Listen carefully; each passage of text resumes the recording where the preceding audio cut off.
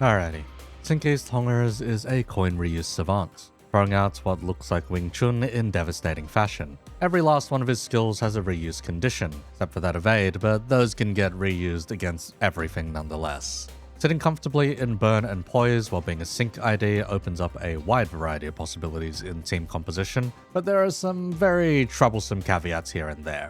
Let's get into his passives first then, as although he is a one-pager, a rather simple to wind up and use hammer of an ID, it is important to note how his engine functions regardless. A Duel Witnessed is his first passive, and has to be one of the funnier passives I've seen in the game, at least in terms of implications. When he enters an encounter for the first time, he gains stacks of a unique buff, Witnessed Eastern Cinq, equal to the number of other Cinq Association IDs set up as backup or support. As of writing this review, there would be up to 4 of these, thanks to Don taking up 2. This boils down to Hongers performing better while he is being watched. Welcome to the stage, the Cuck Chair Engine. All these sunk boyos that wish they could be the ones doing the dueling, having the sword fights, but instead being rendered into third parties to the stabbing. All that to say, if you want his Poise to get a healthy stim in usability, we'll be needing some fellas to be slapped on the sidelines. That said, he doesn't lose these stacks, so if they come in later as backup, that is all fine and dandy, except for them all potentially wrestling and resetting each other's declared duels. Not that it pertains to him, really. Speaking of, the second half of the passive revolves around inflicting his unique debuff, Nerve Strike Hongers. Now this debuff is unique in name and acts to the exclusion of other Nerve Strikes, but otherwise functions identically to Don's in granting Clash Power, Base Power, and finally Clash and Base Power once all stacked up. It is however replaced by Don's with its stacks preserved if Don inflicts it and vice versa if Hongers inflicts it. Since it'll be whoever has the last base attack hits in the case of this passive, and Don's, it'll be down to whoever's one manages to override, meaning Don only gets to capitalize if it overwrites, then she happens to be faster, making for some troublesome anti-synergy. Next is his fueled passive, Virescent Pyrojade. This is what gives Hongers the advantage when it comes to wrestling over those Nerve Strike stacks. On Clash Win, if the target has Nerve Strike, inflict Nerve Strike Hongers. He gets to overwrite the stack on Clash Win, whereas Don only gets to do it on last hits for the following turn, as per above. This means that a vast majority of his conditionals that we'll see later are given for free, so long as this passive is active and he clashes the target and wins. Considering that we want to clash at almost all times with this guy, and he should have the haste to do it, this should be a no-brainer to abuse. It does 100% mean that if we run both Cinq East on the field, you can expect Don to be sitting in an even closer cuck chair, forced to watch as her stacks get overridden by the shinier and newer Cinq East fixer. Aside from that, this passive gives him up to 2 haste based on poise and increases his damage against burning targets on critical up to 15%. Similar to Don, the maximum amount of damage increase from this passive boosts with each application of Nerve Strike, capping at 30% in the end. Shockingly, for a modern ID, this is where the passives end, at least for the field. The support passive boosts Burn Infliction for the fastest ally on Clash Win, and some Bind Infliction attached. When the target has 4 or less burn counts, the Clash Win comes with burn count, and if it has 5 or more, it'll do potency instead, almost acting like an upgrade to Lu Hongers in the backline. Now for his skills, we've only got 4 this time, and they're all very straightforward, especially as far as hammers go. Skill 1 is Fajin. If he's faster than the target by 2 or more speed, he gains a coin power. This is bloody fantastic, considering that it means we're not overly reliant on status effects to make this skill function. In addition, on use, he gains Clash Power for dual status of Burn and Poise. This is particularly useful as this is a single coin skill that may be liable to rolling tails 1 in 20 times even at 45 SP, so any baseline is great. The next on use gives him even more Clash Power if the target doesn't have Nerve Strike Hongers. This line is particularly interesting since it means that he clashes better with this skill against fresh targets or those that Don has overridden for him. Oh, I guess this really does play into the whole cuck and bull thing. He performs better when taking what isn't his, and then thanks to his second passive, would then overwrite the stacks into his for the coin conditionals later. The third on use is gaining poise count, 3 of it, which is enough to go neutral, positive with enough Cinq fellas watching. For the coin itself, it is infliction of burn potency, and on hits, if the target has 2+ nerve strike hongers, we reuse the coin, then inflict even more burn with the reuse. Again, since he'll be applying and overriding his own stacks on Clash Win, this coin reuse being on hits makes it virtually free after turn 1, and particularly easy to attain and upkeep. Just win the clash. That of which is much easier with all that outgoing clash power. 17 with low commitment ain't bad at all for a skill 1. Considering with enough nerve strike it only goes higher, this is pretty damn solid. Also, on coin reuse, that is a surprising amount of base damage going out. His skill 2, Virescent Flame Palm, is more than a boosted version of his skill 1, moving around a lot of the conditionals and adding some extras. Once again, he gains coin power based on speed difference, up to 2 this time, before instead gaining final power for dual status. In addition, on Clash Win, he gains poise and poise counts, equal to nerve strike hongers on target. This is enough to go neutral with his buddies on the bench, and positive once you factor in the coins. The first coin is 2 poise counts and burn potency. The second is burn counts and a reuse with 2 nerve strike hongers. The reuse offers defense level down equal to nerve strike hongers on targets. It also, of course, offers burn counts. Seeing as this hongers is supposed to go reasonably fast, the rest of the team can then capitalize on this defense down to rack up more damage. It's comparable to getting a fragile. If you're running Magic Bullet Otis, this defense down also translates into easier activation of her passive for free crits as well. His skill 3 is take the hit to the last blow. Please. Yes, the last part of that is a question. Regardless, it offers a coin power for 2 speed differential and 1 more coin power for dual status. Seeing as this will inevitably have reuses, that is quite bold to offer there. Project Moon. On Clash Win, he gains poise and poise counts for nerve strike honger stacks. The count is unfortunately not enough, so he'll always go negative here. But with how positive the rest of his kit is, this is hardly a problem at all. Beyond there, the coins themselves are burn, more burn, dual status critical damage increase, burn counts, defense level down on crits, and of course a coin reuse for that final coin, which means more crit damage, more burn counts, more defense level down on crits, and when he reuses, hits a RAF damage echo equal to burn on target times 2% of the final coin's damage up to 40%, which is actually damn good. A lot of screaming, but most notably is that compared to the other skills, he doesn't need an extra stack of nerve strike to pull off the reuse, just 1 will do it. Last, and definitely least, is his evade. Compared to the sheer overloaded bullshittery that has made up recent evades, staring at both Thumb Rodya and Dimension Shredder Yi Sung, this is just nothing. It is a better evade if you're faster, and otherwise some poise count to get you started or keep a stack healthy. It's a +2 poise count due to decay, which is a bit of a baseline, but nothing to write home about. If we had gotten haste out of it, that'd be nice, but we'd be looking at a certain director's support passive for that instead. As for egos worth considering with this man, there's a few. Well, 2, really. Cavernous Wailing comes to mind, as between him and at least 1 fellow at Sloth, you can reasonably fuel it rather quickly, allowing for tremor reverb to be mixed into a composition if needs must. As for the other, we'd be looking at To Remain Oneself. This is the needlessly spammable poise-focused ego from the Arknights collab that makes up one of Honger's best egos. It lets him gain access to more damage, poise, ego resources that we'd love to have, and of course offense level through Thunderer and higher Thunderer. Fantastic to keep in consideration if you're lucky enough to have pulled it. Combined with the Cut Chair passive, that's a +5 offense level across all of his skills, letting him punch pretty far above his weight.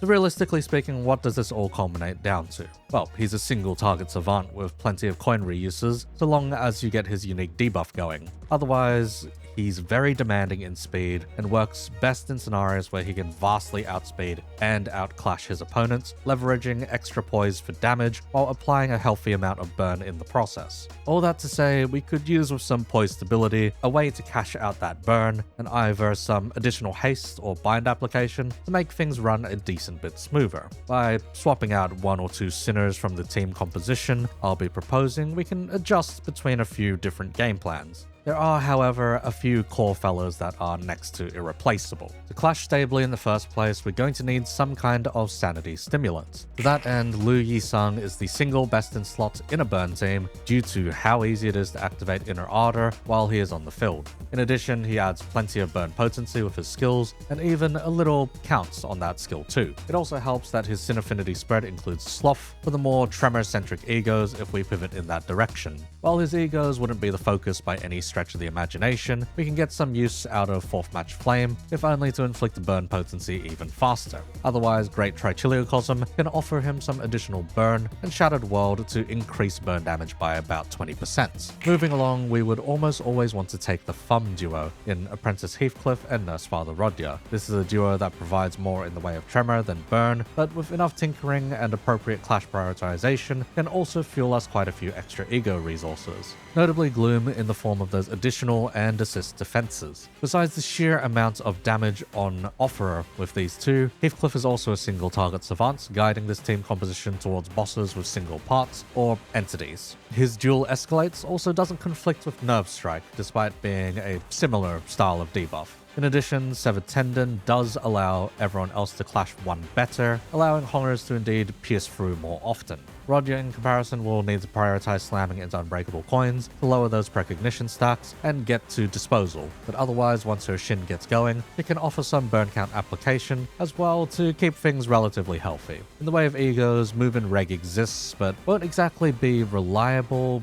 due to lacking envy support in the staple bunch, whereas Rodya's 4th Match Flame may see some use if only due to the lesser ego requirements. Into the Sunset is lower priority, if only because Hongers doesn't have Lust, but is still worth keeping in mind for the rest of the team. Indican's Trial may also see some use in some variations of this composition to allow Wrath damage to contribute more. Inevitably, when taking the Thumb, the Dawn offers spring to mind next. We'll be starting with the latest two since they offer the most benefits out the gates as modern IDs. Dawn offers Faust and Gregor are the more burn-centric pair in Tremor Scorch. They offer burn activations, plenty of Wrath synergies, and a smidge of Tremor to contribute. In the way of egos for Faust to abuse, we have a few that we can rely on. Porocalgia if we need to make Poise more stable, Ardor Blossom Star if we need more burn activations, and Wrath synergy. Finally, Everlasting to cash in all that Tremor at once under an entanglement. This will be essential if we wish to blend Tremor Reverb and Scorch into one nasty burst turn.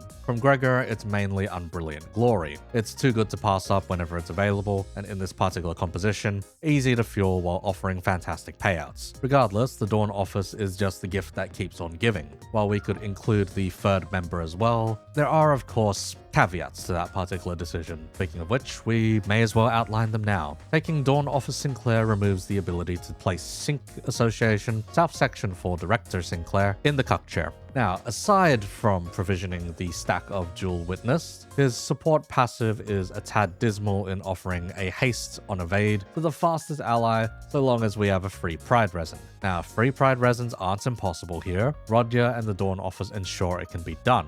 But to benefit, Hongers would need to deliberately slot an evade, which does nothing for him aside from offering poise count to stabilize his stack. On the other hand, taking Phil Clare is a huge stim in burn count and raw damage, as well as sources of gloom and envy that make using specific egos a lot easier. This fella is one potential option for our 7th man. In the way of egos, we'd be looking at Harmony, as that lets him be far more self-sufficient, while bringing on quite a bit of hurt, and Lifetime Stew for way too many things including healing, haste, and ego resource amp. The Gloom skill 1 lets us pop Tremor egos far easier, either Cavernous Wailing or Everlasting. The additional burn count and activations go quite the way as well. If we take Phil Clare, we're likely going for a more Tremor Scorch angle, just due to his affinities and making the big burst turns easier to set up. His contributions on the cuck chair are lacking otherwise. Otis as our 7th would provide us with the Magic Bullet, and consequently Dark Flame. With all the defense down going out, she would just randomly crit.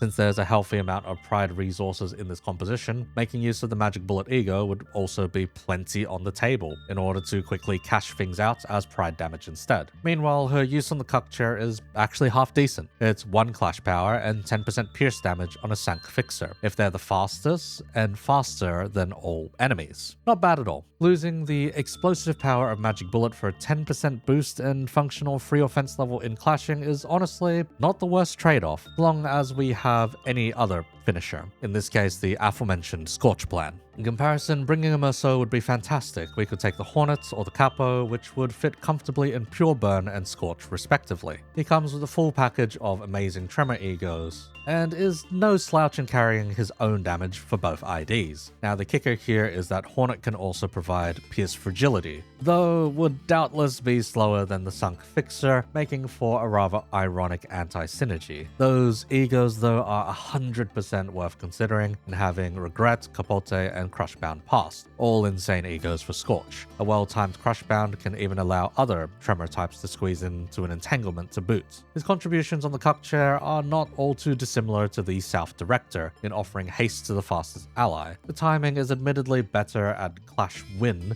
for haste rather than on evade. The cap, however, is lower at 2 though. In focused encounters without underslotting, that'll just be 1 compared to the up to 5 the Director offers from evading. Somewhat easier to use for the Cuck chair, but the benefits are indeed lower. Next, we'd be looking at Don. Cinq East Dawn would be the only real option, and that changes the genre of this review from NTR to NTS. If you know what that is, you are a goddamn degenerate. But nonetheless, it should illustrate how jank synergy between these two Cinq East fixers would be. Due to Dawn only applying her Nerve Strike on turn end, she cannot really benefit from her own Nerve Strike as easily, since it'll keep getting overwritten by Hongers. The only way this won't happen is if she's faster the turn after getting it to stick, or if we deliberately get Hongers to not clash at all and go unopposed. Neither sounds particularly amazing if we're focused on getting Hongers up here. Now, on the Cuck chair, she's a bit of an odd affair, since every other Cinq wants a free resin of Pride, yet haste and speed based effects. In the case of Dawn, she wants for Wrath instead, and offers up to 2 haste on Clash Win against burning targets. The second haste, provided only if the target has 20 or more burn potency. Not bad at all really in letting Hongers get more haste. However, the alternative is her Cinq South ID, which works off of the same conditionals as all of the other Cinq chair bearers. For a free res of Pride, if everyone is faster than all enemies, the fastest gets up to 15% extra damage based on speed. At 5 or more speed, we could get the full 15%. Considering the low amounts of damage inside of Honger's base kit, any amount goes quite the distance. All that to say, between the Cinq fixers, you can get several solid ways of gaining additional haste, so long as Hongers manages to be the fastest, otherwise up to 25% extra damage from them being in the Cuck chair. I would prioritize placing the ones who give damage in their respective chairs, while having at least one source of haste ready to go, depending on your plans. This puts at least 3 spectators in the back if you so wish, completely filling out his passive. Now there's 2 more sinners that can offer even more alternatives here. First would be Ishmael. If you're so bold, you can run the captain and pray that she somehow manages to be faster than Hongers, and fast have him fire off that assist attack with damage up in tow. However, seeing how easy it would be for him to outroll her in speed, the odds aren't fantastic. Aside from that, she does offer SP, burn, poise, and offense level up as needed, and there's an okay amount of potential resonances here to get things going. Else on the bench, she can offer some additional poise, but only on kill, which is far more annoying than any of the other Cinq mentioned here. If you want an easier backliner, take Zhong offers Ishmael instead for the free sanity compensation. Otherwise, if you wish for an alternative fella to Field, you could always take the Gambler or Zwei Ishmael. The Knight is a little funkier to make use of, but does offer guard stance and plenty of Tremor to throw into the mix. In the way of egos, Ishmael has far too many good ones, but there are some notables. Snag Harpoon and Roseate Desire are huge for Hongers, offering easier clashes and continuous bind application, while Blind Obsession offers poise, pierce power, and damage up to 4 allies while healing up their SP. Bloody perfect if it lands on Hongers, else you could always overclock it for Pride Fragility and a stickier damage up. Note here is Blind Obsession's passive. If we can manipulate Honger's HP to be the lowest, he'll be faster and clash better, though with the ticking down HP of the Dawn Office and many other more fragile IDs, this may not be quite as practical or reliable. Free offense level and an extra haste though is nothing to scoff at, it's just that for some reason they gave him 251 HP as of writing. As for Ryoshu, it's kind of an odd pick, as we would usually want more burn application if we take House of Spiders Ryoshu. But we can always use the tech to instantly slime out Lucio Cliff and get Rodya pissed right away. Do note that we'll be needing a replacement to come in afterwards. I'd be liable to pick Phil Clare for said replacement, mainly as to give him a small sanity bump as he arrives. That or Hornet Merceau, as they both offer much needed burn counts to stabilize the rest of the team's egregious burn expenditure, while providing Hongers some potential pierce fragility if he somehow goes faster than him. That possibility does exist if you offer him Screw Loose Wallop instead of Regrets, though I'd argue that is overkill to try, and that tiny smidge of pierce fragility isn't as worth it. Regardless, Roshu can be used to tech for Rodya and have us sub someone else in if we don't wish to use Lucio. In the case of E.G.O, she offers many fantastic ones, but I'd be staring at Red Eyes for Bind, 4th Match Flame for its entire host of benefits, and Great Trichiliocosm for a get out of jail free card when shit hits the fan. Note that Red Eyes cannot be used unless you got some Gluttony on ya, so consider Cinq if you really want to pop that instead of something else. Roshu's inclusion will 100% warp how the team operates anyhow. If you want to be more hands-off, just take Mage Shoe for the extra poise count and haste, though you'll be final slotting the fella instead of first slotting, meaning any other SP related passives may miss, or he'll be set to lose speed ties if any somehow happen. That said, since most of the bench is going to be the Cinq anyway, and they all target the fastest ally, it isn't the biggest concern. For my final pick, it'll likely be House of Spiders Roshu, since honestly that's the most fun at the moment, at least for play patterns. I'll be taking Phil Clare as my replacement for Lucio, plus things will look a little close to this. Cinq Hongers, Dawn offers Faust, Dawn offers Gregor, Lu Yi Sung, Fum Rodya, Fum Heathcliff, House of Spiders Roshu, Dawn offers Sinclair, Zhong offers Ishmael, and Cinq Don, Merceau, and Otis. The deployment order is indeed important, as Roshu will slime out the latest in deployment. On turn 1, we want to get his passive online as soon as possible. This means getting at least 2 Wrath and 2 Pride resources. If he is the fastest, we can escalate this to 3 Pride Resonance in order to proc all the backline Cinq benefits onto him at once. For the others, this means we'll need to squeeze out Pride skills. Roshu's Evade to kill Lucio, Rodya's S1 or counter, False S1, Gregor's S2. For Hongers, I'd be liable to say he can Evade to kickstart his poise, or use any of his skills. The skill 3 would definitely be a waste though. Regardless, prioritize getting that passive fueled first before we consider anything else. If we can get Rodya clashing an Unbreakable or otherwise losing her clash, that would be ideal as well to get Precognition stacks down and be awarded with a Gloom for doing so. If we can get a Sloth, free Pride, and free Wrath, that'll be an ideal opening, as we can then pop Unbrilliant Glory, consequence free on the following turn.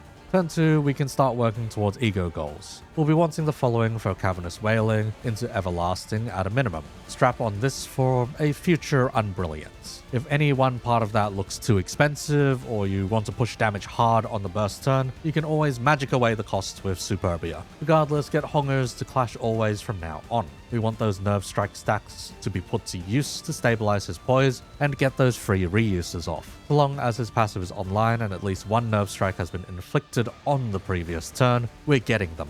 The more damage and burn we can squeeze in, the better.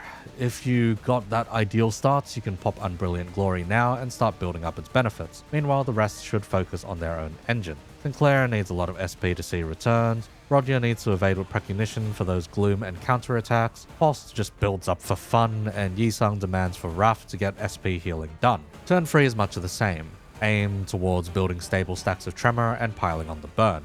House of Spiders Roshu may be eating through a decent amount, but Sinclair should be able to make up for it with his skill 2. And well, the dead Lucio buff should be helping Rodya out as well. If you need an accelerant, consider using Lifetime Stew for extra haste and E.G.O resource amp. The lust resources may be a little troublesome to fuel, at least if you haven't been getting Rodya's counters off. You can mix in a lust skill or 2 earlier if you use a Lucio Cliff skill or Blade Shoot skill. Turn 4 is preparations. You can drop an Indicance Trial if you're particularly swell on resources. Otherwise, if you can convert Tremor into Scorch at this point, that would be for the best. So long as you can guarantee Faust going faster than Hongers anyhow. Battle Instinct does help a smidge here for that, otherwise save that Amplitude conversion for the following turn. Turn 5 is the big combo. Ideally, Faust is the fastest, but if Hongers outspeeds her, it's a minor loss. We want to sequence Everlasting into Cavernous Wailing into as many possible Tremor bursts as you can fit from the rest of the team. This should pop both Scorch and Reverb at the same time for a huge damage payout. There are alternative routes based on speed, but they can get a tad scuffed. If Hongers is faster than everyone, it means needing to have Everlasting at the ready to generate an entanglement before hitting it with a Scorch converter. As long as the E.G.O is in between the Cavernous and the bursts, we should be fine with a minimal loss in damage. If you want to try and guarantee the ideal outcome in some funky ways though, just ensure that the Cinq haste buffs land on Faust instead by deploying her earlier and getting Battle Instinct on her ASAP. Otherwise, that about sums up the plan. The more Tremor Scorch centric one, that by consequence of being able to filter Hongers now, allows us to mix in Tremor Reverb into the entanglement, offering a much higher potential ceiling to damage cashed out here. For other play patterns, taking Musou instead of Sinclair is much the same, just you'll have more E.G.Os to play around with, making for some harsher requirements. As for Otis, you'll be mainly playing on the Pride focus for more and more Dark Flame application. Dawn would be wrestling between those Nerve Strike stacks and otherwise helping him apply them faster. Ishmael would be aiming to cash in that Blind Obsession and boost Honger's raw damage compared to his milder contributions here. If you wanted him to be more of the star of the composition instead of a side-grade enabler, Ishmael would be the pick. Regardless, at the end of the day, Cinq East Hongers is a fantastic hammer and a reliable clasher. He does everything you expect the Cinq to do, alongside a healthy dose of burn, poise generation, and Wing Chun. He won't be the star or bail you out of a desperate scenario, but you don't watch or read NCR for the bull, you do it for the pretty art, right? That said, thanks for listening into the video. If you enjoyed, be sure to leave a like below and subscribe to the channel for more. Community Discord is open as always. You can find the link below in the video description. We run a lot of community stuff there, but most notably my PMTTRPG system fixes Urban Nightmare Tabletop. Aside from that, here's the artist corner once again. If you're an established artist in my Discord server, then in return for sketching out one of my OCs, I'll offer a spot to plug your comms. This time around, we have a few mates and a circle that took me up on the offer. First is FSJ, they're tabling at Comifuro this year, and have Limbus and GFL merch. They've been in the drawing minds for the past few weeks. Contact them via socials if you need some art done up, otherwise visit their booth during the con. They'll have their catalog up soon. Next, we've got Sleepy once again. They're a Rian-obsessed artist. You can find their comms here or in the description below. Last is Mobius Overlords. They've been drawing non-stop recently and should really rest their wrists. Go reach out on socials for comms. Otherwise, if you're a company that wants a sponsored spot in my videos, go contact me by email instead. Just nothing adults or AI related, please. Aside from those fellas, these are my patrons and members, Derp, Artie, Ane, Iwa, Lumi, and Zolk Saphira. Thanks as always for continuing to support and keeping the lights on. As for the rest of you, appreciate you tuning in on Second Monitor content. Thanks for your time.